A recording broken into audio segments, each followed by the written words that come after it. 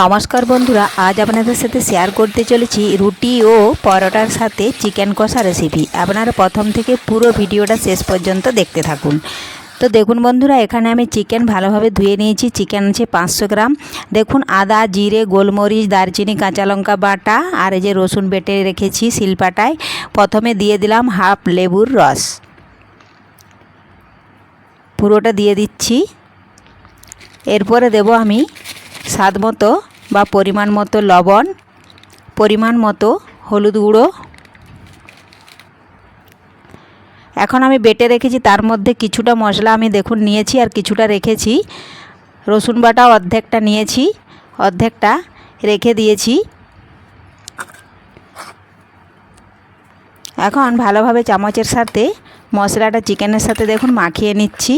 আপনারা পারলে হাত দিয়েও মাখিয়ে নিতে পারেন। তো দেখুন মাখানো হয়ে গেছে। এদিকে আমি দেখুন মেখে রেখে দিয়েছি।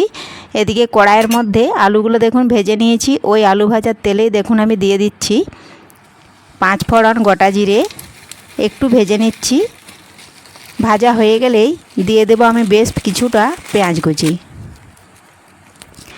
তার আগে যদি কোনো বন্ধু আমার চ্যানেলে নতুন হয়ে থাকেন, চ্যানেলটি সাবস্ক্রাইব করে বেল আইকন হলে সেট করে দিন সবার প্রথমেই আমার এই রেসিপি পেতে। একটু তেজপাতা দিয়েছি ছোট্ট। পেঁয়াজটা নাড়াচাড়া করে ভালোভাবে ভেজে নিচ্ছি লাল লাল করে।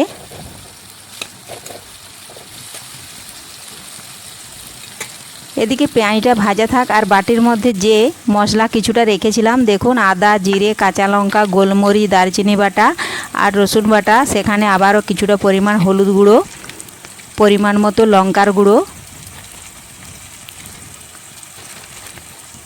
স্বাদ মতো লবণ। এখন অল্প পরিমাণে একটু জল দিয়ে ভালোভাবে মাখিয়ে রেখে দিচ্ছি। এই দেখুন আঙুলের দিয়ে মিশিয়ে রেখে দিলাম। এদিকে দেখুন পেঁয়াজটাও কিন্তু ভাজা হয়ে এসছে।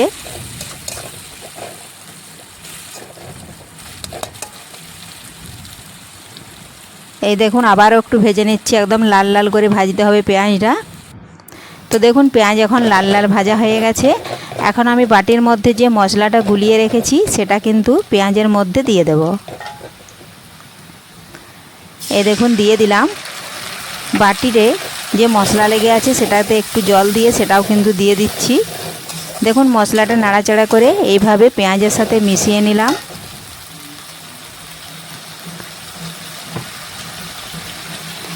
এই দেখুন বাটিটা ধুয়ে জলটা দিয়ে দিলাম। এখন বেশ কিছুক্ষণ সময় নিয়ে মশলাটা কষিয়ে নেব।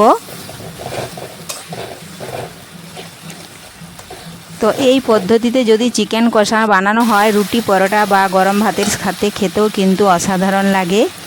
দেখুন মশলা কষানো হয়ে গেছে, তেল ছাড়তে শুরু করেছিল। আমি চিকেনটা দিয়ে দিলাম।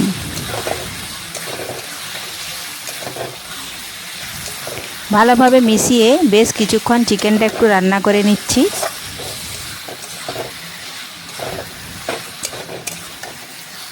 খুবই সহজ পদ্ধতি ও এই পদ্ধতিতে রান্না করলে চিকেন কষা খেতে কিন্তু হেভি টেস্টিও হবে। আপনারা বাড়িতে একবার খেয়ে দেখুন। তো দেখুন ভালোভাবে রান্না করে নিয়েছি। এখন পরিমাণ মতো জল দেব। তার আগে ভেজে রাখা আলুগুলো দেখুন দিয়ে দিচ্ছি। এটাও ভালোভাবে মিশিয়ে নিলাম।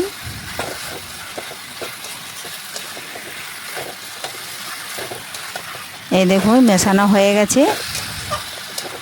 এখন পরিমাণ মতো অল্প একটু জল দেব। জল দিয়ে বেশ কিছুক্ষণ আমি ঢাকা দিয়ে দেব। আর একটু কালারের জন্য দিয়ে দিচ্ছি আমি কাশ্মীরি লঙ্কার গুঁড়ো। এটা আপনারা দিতেও পারেন নাও পারেন। তো দেখুন এটাও ভালোভাবে মিশিয়ে নিচ্ছি। ঝালটা আপনারা আপনাদের পছন্দ মতো দেবেন, যে যতটাই ঝাল খেতে চান। অনেকেই কিন্তু কাঁচা লঙ্কা, চেরা কাঁচা লঙ্কাও দিতে পারেন। তো দেখুন সামান্য পরিমাণে একটু জল দিয়েছি। এখন আমি বেশ কিছুক্ষণের জন্য ঢাকা দিয়ে রেখে দেব। তো ফিরে এলাম বন্ধুরা বেশ কিছুক্ষণ পর। দেখুন ঢাকা তুলে নিয়েছি।